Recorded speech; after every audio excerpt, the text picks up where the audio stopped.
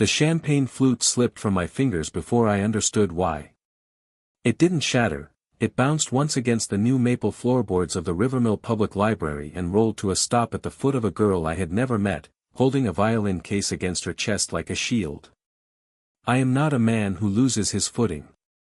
40 years in architecture teaches you to read a room the way a surveyor reads a slope, where the weight sits, where it will fail. I had walked into hurricane-damaged cities and condemned stadiums without my pulse changing. But something in that girl's face reached into my chest and closed a fist around it. She had my mother's chin. She had my own stubborn, too serious eyebrows, drawn low even when she wasn't frowning. And her eyes, pale amber, flecked with green at the center, were the exact shade I saw in the mirror every morning of my life. The room I had just spent 18 months and $11 million building, the atrium ribbon cutting I was the guest of honor for, went quiet around me the way a held breath goes quiet. Somewhere near the refreshment table, a woman in a green dress whispered, "Is that the Whitfield building, the new library?" Somewhere else, a man laughed too loudly at nothing. Then I saw the woman standing just behind the girl, one hand resting protectively on her shoulder, wearing the plain gray blazer of the town's parks and grounds crew instead of the silk she used to wear when we were young. Her hair had gone the color of birch bark. But I would have known her stance anywhere, feet planted, chin lifted, like she was bracing for a wave she'd been bracing for her whole life. "Claire," I said. It came out smaller than I meant it to. Smaller than a man who had shaken hands with senators and rebuilt a skyline had any right to sound. Her mouth opened.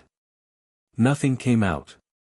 And for one endless, terrible second, 25 years folded up like a blueprint and I was 18 again, standing under the sugar maple behind the old high school, promising a girl I loved that nothing on earth would keep us apart. Something had kept us apart. I just didn't know yet how completely, or how cruelly, or what it had cost either of us. Rivermill, Vermont was the kind of town where your family's name told people what to expect from you before you said a single word. My father framed houses and poured foundations for Whitfield and Son Construction, which was really just my father, a second-hand truck, and me on weekends carrying lumber. We lived on Larkspur Row, where the porches sagged and everyone minded everyone else's business out of habit rather than malice.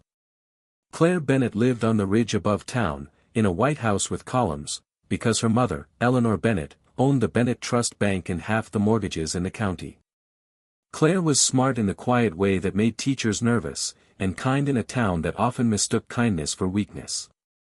She noticed me the autumn of junior year, when her bicycle chain snapped outside the hardware store and I fixed it with a spare link from my father's toolbox. "You've got grease on your hands," she said. "You've got a bicycle that doesn't work," I answered. She laughed like I'd said something clever, and that was the whole beginning of it. For 2 years we built something quiet and enormous out of library corners and long walks along the reservoir and notes folded into the spine of borrowed novels. We met most evenings under the old sugar maple behind Rivermill High, where the branches grew low enough to climb and high enough to hide two teenagers who weren't supposed to be anywhere near each other. Eleanor Bennett found out in the spring of our senior year and made her opinion known without raising her voice. "Men like my father," she told Claire in front of me, "built other people's houses. They did not marry into families that owned the bank." We didn't listen. 2 weeks before graduation, we made a plan. I had a scholarship offer to study architecture at a state college 2 states away, small but real, and we decided Claire would come with me. We would marry when we were old enough that no one could stop us. The night before we left, we met under the maple one last time to go over everything, the bus schedule, the little bit of money I'd saved, the fear neither of us said out loud. "You're sure about this?" I asked her. "I would follow you anywhere," she said, and I believed her completely. She never came to the bus station. I waited until the second bus left without me. 3 days later, a letter arrived in handwriting that looked almost like hers. "I made a mistake," it said. "We were children playing at something bigger than us. Please don't try to find me. Claire." I read it so many times the creases wore through. Then I did the only thing that made sense to a boy with nothing left to lose. I left anyway, alone, and threw every ounce of grief I had into becoming someone the Bennets of the world couldn't dismiss. I finished my degree in 3 years instead of 5. I apprenticed under men who worked me past exhaustion and I thanked them for it. By 30 I had my own firm. By 45, Whitfield and Associates had rebuilt a river district in Ohio, a hospital wing in Georgia, 3 university libraries and, for reasons I never let myself examine too closely, more public libraries than any firm in the country. When reporters asked what had shaped my career, I gave them a clean answer about growing up with less. I never told them the truth, that I built libraries because a library was the last quiet place I had ever been happy, and I kept trying to recreate a feeling I'd lost under a maple tree in a town I swore I would never see again. Then the town council of Rivermill called my office and asked if the man who built the Larkin River Library might consider designing something for his hometown. And because grief, it turns out, has a long memory and worse judgment, I said yes. The silence in the atrium didn't last. It never does in small towns, someone always finds the nerve to fill it. Foster Callahan found his way to my elbow before I'd even caught my breath. Foster had been Rivermill High's golden boy in our class, quarterback, class president, heir to Callahan Realty, and 30 years had thickened his waist and thinned his hair without touching the smirk he'd worn since the 10th grade. "Well, Marcus," he said, loud enough for the room, "looks like our groundskeeper's daughter is starstruck." A ripple of uneasy laughter went through the crowd. Claire's jaw tightened, and the girl beside her, 16, maybe 17, with a violin case white-knuckled in her grip, stepped half in front of her mother without seeming to decide to. Something old and dangerous stirred in me, the same thing that used to rise every time boys like Foster laughed at boys like me. But before I could speak, the girl spoke first, her voice steady in a way that startled the whole room. "Why do I have your eyebrows?" she said. It wasn't really a question. It landed like one anyway. The room did not breathe. Claire's hand flew to her mouth. And I understood, with a certainty that went past logic into something more like gravity, that whatever life I thought I had built for myself was about to come apart at the seams and start again from nothing. "Ivy," Claire said softly, "not here." "Mom, answer me," the girl, Ivy, said, and I heard something in Claire's silence I recognized instantly, fear. Not the ordinary fear of a scene at a party. The older kind. The kind that settles into a person's bones after years of carrying something too heavy to put down. I turned to Foster, and 30 years of standing in rooms with difficult men had taught me that silence, held long enough, does more work than shouting ever could. His smirk faltered under it. "Ms. Bennet," I said, without looking away from him, "would you and your daughter walk with me somewhere quieter?" She hesitated only a moment before she nodded. We walked past the new circulation desk, past the reading nook I'd designed with tall windows facing the ridge, into the small staff office behind the archive room, a space, I would later learn, Claire had helped clean out herself the week before, never guessing she'd be standing in it across from the boy she'd once promised to follow anywhere. "How old is she?" I asked, when the door was closed. Claire closed her eyes. 25 years too late for that question, Marcus. It wasn't cruelty in her voice. It was exhaustion, the tired that comes from carrying something alone for a quarter of a century. "Is she mine?" I said. It wasn't really a question either. Claire opened her eyes and looked straight at me. "Yes." The word landed the way a keystone drops into an arch, a single small piece that suddenly explains why everything above it holds together, and why it very nearly didn't. Ivy stared between us, and I watched her composure crack for the first time. "You knew," she said to her mother. Tears filled Claire's eyes. "No." "What do you mean, no?" Ivy's voice shook. "Claire told us everything. They're in that small room smelling of new paint and old paper, and every sentence rearranged another piece of the life I thought I understood. The morning we were supposed to leave together, Claire had climbed out her bedroom window with a single packed bag, exactly as we'd planned. Her mother was waiting in the driveway. Eleanor had found the bus tickets 2 nights earlier, hidden in a hatbox, and said nothing, she simply made calls. By the time Claire reached the driveway, my scholarship offer had already been quietly withdrawn through a letter from an anonymous, concerned alumnus, alleging I had cheated on my entrance portfolio. And a Rivermill police report had been filed that morning naming me as the suspect in a break-in at the high school's front office, where $300 of prom committee cash had gone missing 2 weeks earlier. She told the school board she had proof, Claire said. She didn't. She had money, and in this town that was the same thing. I felt the floor tilt under a story that had waited 25 years to be told correctly. She forged the letter, I said slowly. The one that came from you. Claire nodded, tears sliding freely now. She showed me one from you, too. Said you'd admitted everything, the theft, using me to get close to the bank, laughing about how easy I was to convince. I believed it because I was 18 and terrified and she was my mother. 25 years. 25 years believing she had simply stopped loving me, and she had spent the same 25 years believing I had never loved her at all. One woman's pride had cost us both a lifetime, and neither of us had ever known the other side of the lie.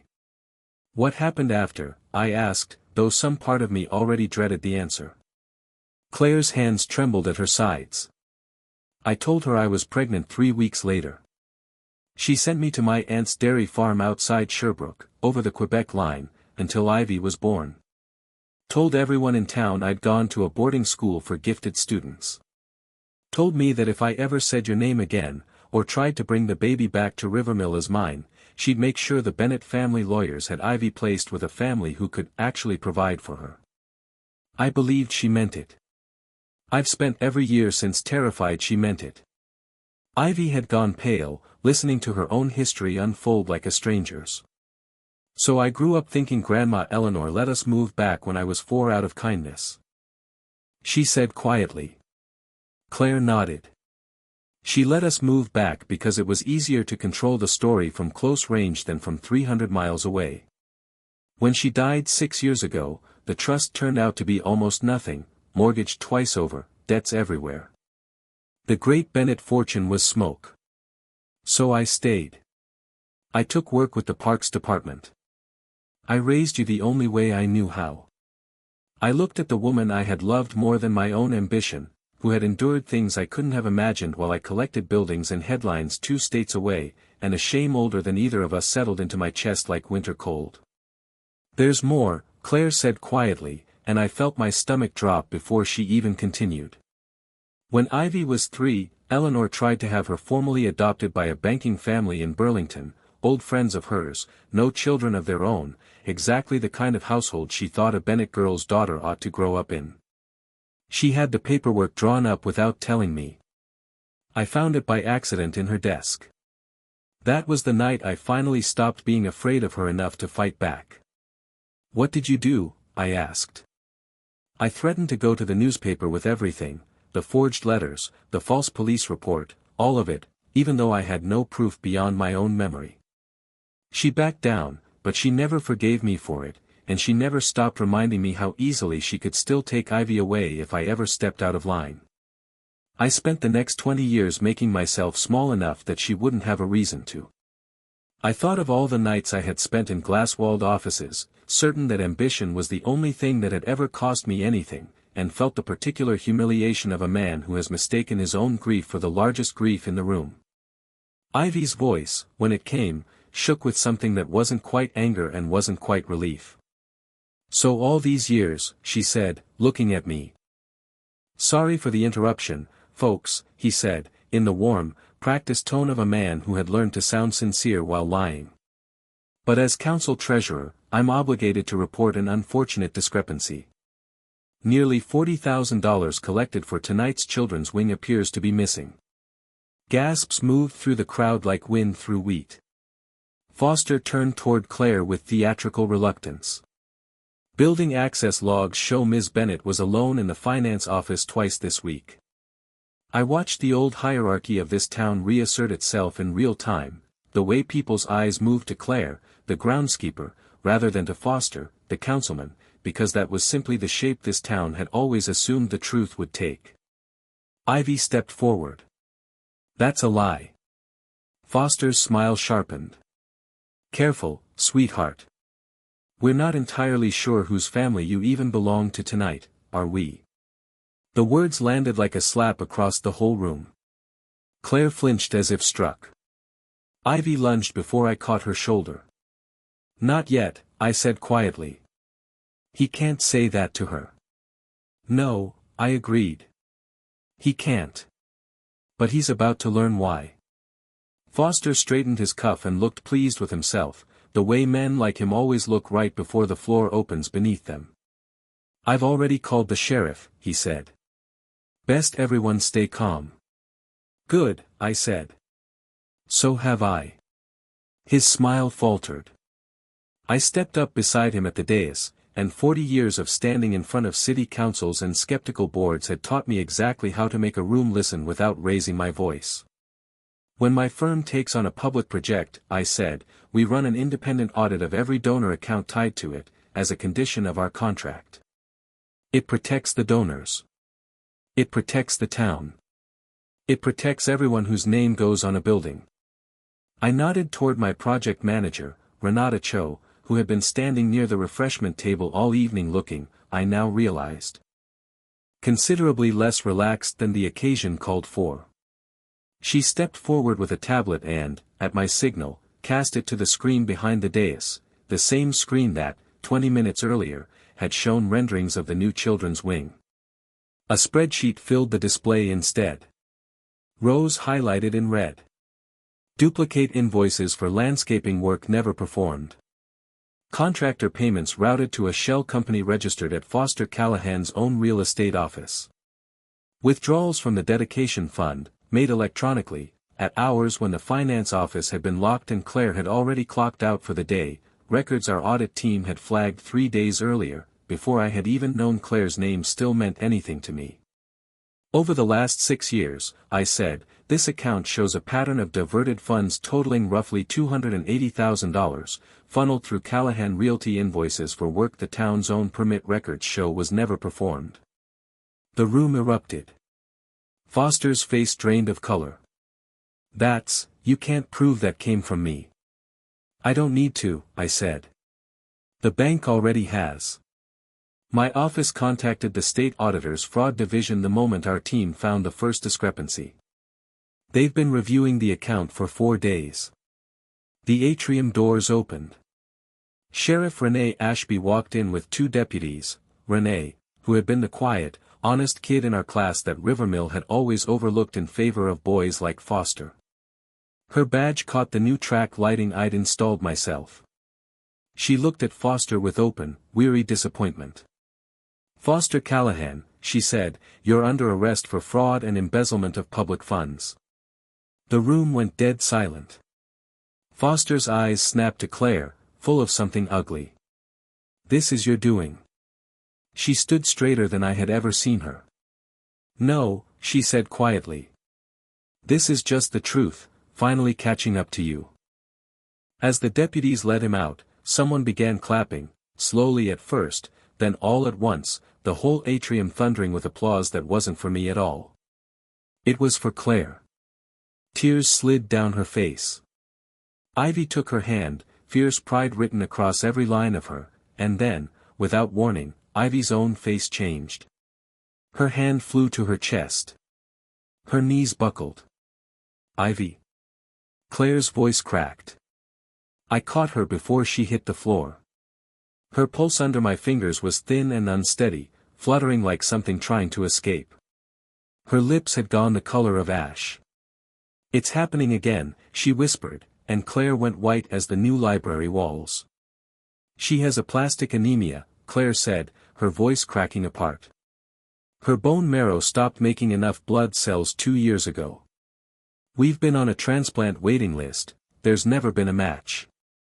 The room I had built, full of people I once knew, fell away until there was nothing left but my daughter's ragged breathing and the sound of a siren somewhere far off and getting closer.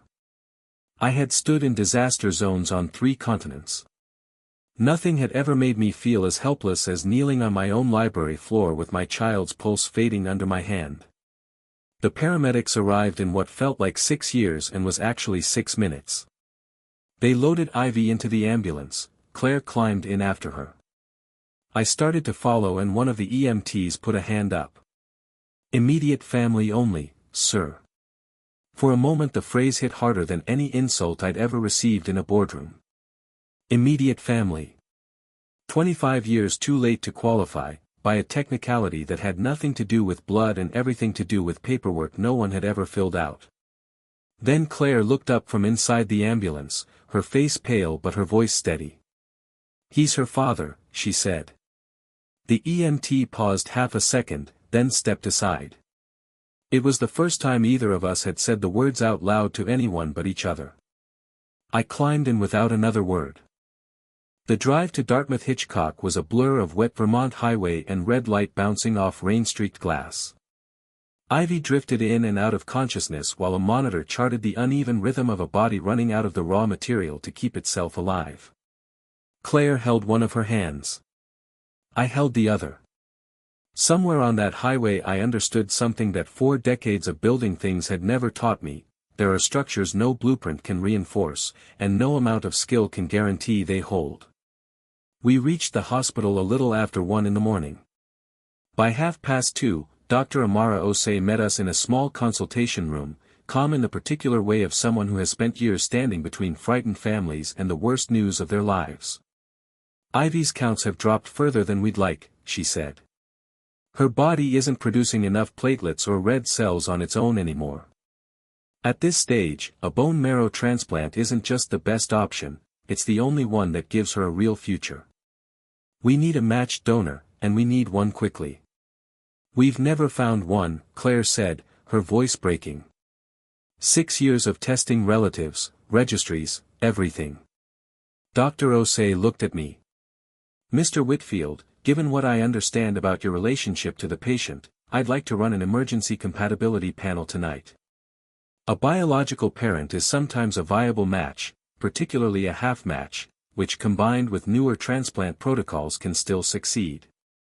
They drew blood from my arm at 3 in the morning in a room that smelled like antiseptic and rain, and I sat afterward beside Claire in 2 plastic chairs that had clearly seen 1,000 nights like this one, waiting for a number to decide whether the family I had just found got to keep it. For a long while neither of us spoke. There was too much history and too much fear crowding the space between us.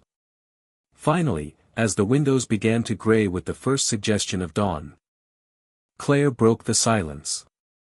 "I hated you for 25 years, she said, not unkindly, just honestly." "I know," I said. "I hated you too, for a while. I thought you'd chosen your mother's world over me."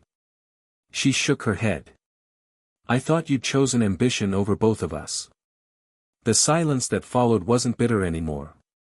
It was just tired, the way 2 old soldiers might sit together comparing scars long after the war that gave them had ended. "Did you ever love anyone else?" she asked, and I could hear how much the question cost her. I thought about it honestly before I answered, because she deserved that much. "No," I said. "There was never room. There was only ever you and the life I imagined we'd have." Her breath caught. "Neither did I," she whispered. 25 years, and neither of us ever really left that maple tree.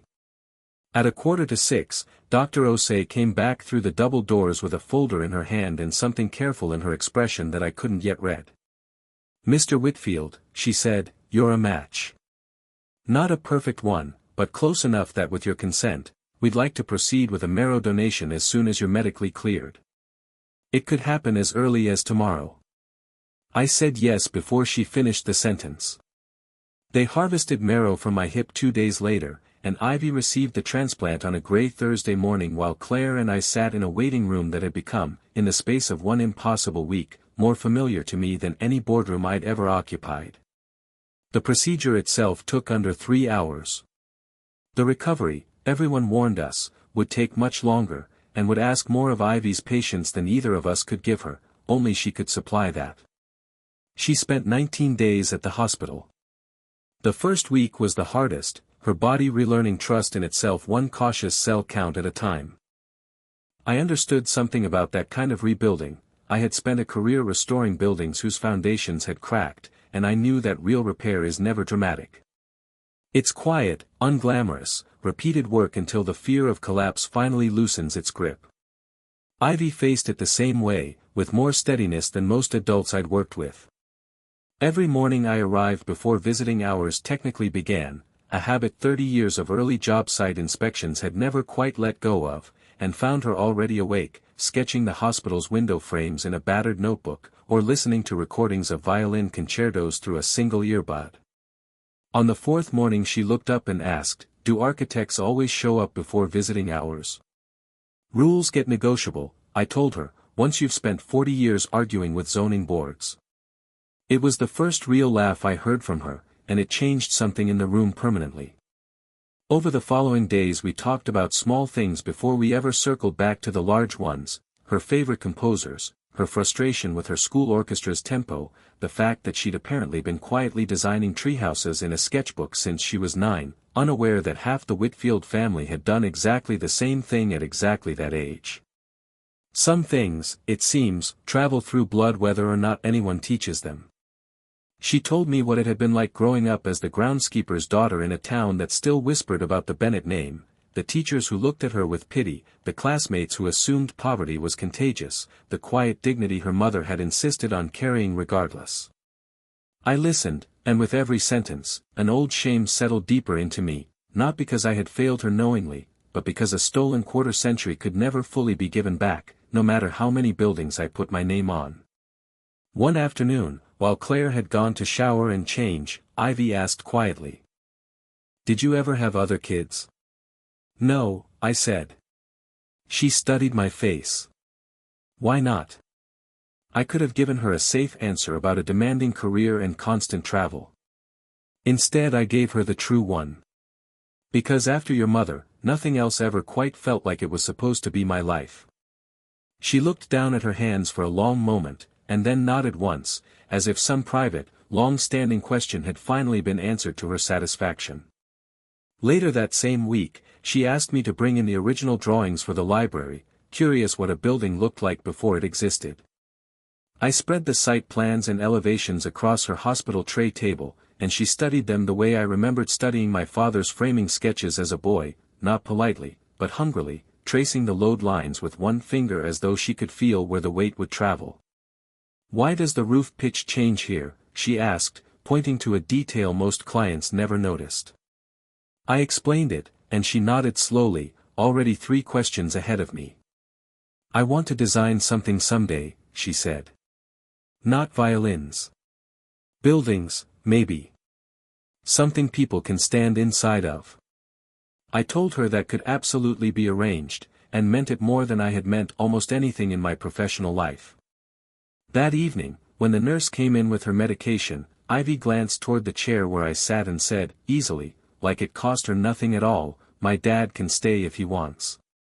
"Not Mr. Whitfield. Not the architect. Dad." I turned toward the window for a moment, because 63-year-old men who survived boardrooms and hurricanes probably shouldn't cry in front of hospital staff. I did anyway. For months later, Rivermill gathered again, not in a rented ballroom this time, but on the library lawn, under a sky just beginning to turn the deep gold of early October. No caterers, no crystal, no anyone pretending they'd built their own success alone. Just folding chairs, thermoses of coffee, and half the town standing shoulder to shoulder because word had spread that something worth witnessing was about to happen. The town council sat in the front row. Sheriff Ashby stood near the back, arms crossed, watching with quiet satisfaction. Foster Callahan, meanwhile, was 200 miles away awaiting sentencing, and it was remarkable how quickly a false reputation could evaporate once the truth finally had somewhere to land. Ivy sat between Claire and me, stronger now, color back in her face, a violin case resting against her knee because she had insisted on playing one piece herself before the ceremony began, the first movement of something she'd written over the long weeks of recovery, which she refused to name until she was finished performing it. When the library director stepped to the small outdoor podium, the crowd went quiet on its own, without anyone asking it to. "Today," she said, "Rivermill dedicates the new children's wing, and the scholarship fund that will run alongside it for as long as this town stands, to two people whose lives remind the rest of us what honesty and quiet endurance actually look like. She turned toward a covered plaque near the new reading garden. A cord was pulled. The cloth fell away. Bronze letters caught the afternoon light, the Claire Bennett and Ivy Whitfield Scholarship for the Arts. Claire's hand flew to her mouth. The applause that followed wasn't polite applause, the kind offered out of obligation. It was the real thing, the sound of a town finally admitting, out loud, that it had been wrong about who deserved its respect all along. She turned to me, eyes bright with tears. "You did this," she said. I shook my head.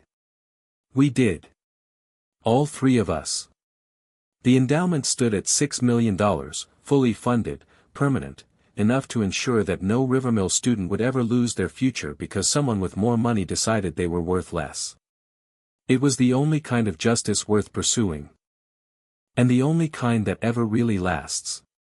After the ceremony, once the folding chairs had emptied and the last of the coffee thermoses were packed away, Claire and I walked the edge of the new library grounds together, past the spot where the landscaping crew had just finished planting a young sugar maple, a sapling, barely taller than ivy, grown from a cutting off the original tree behind the old high school, which had come down in a storm years earlier.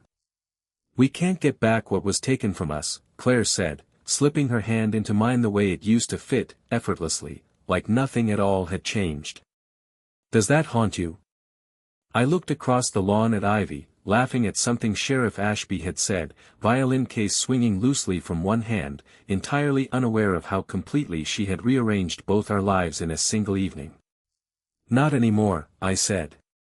She leaned her head against my shoulder, and for the first time since I was 18 years old, standing under a different maple tree in the same small town, I felt completely, unreservedly home.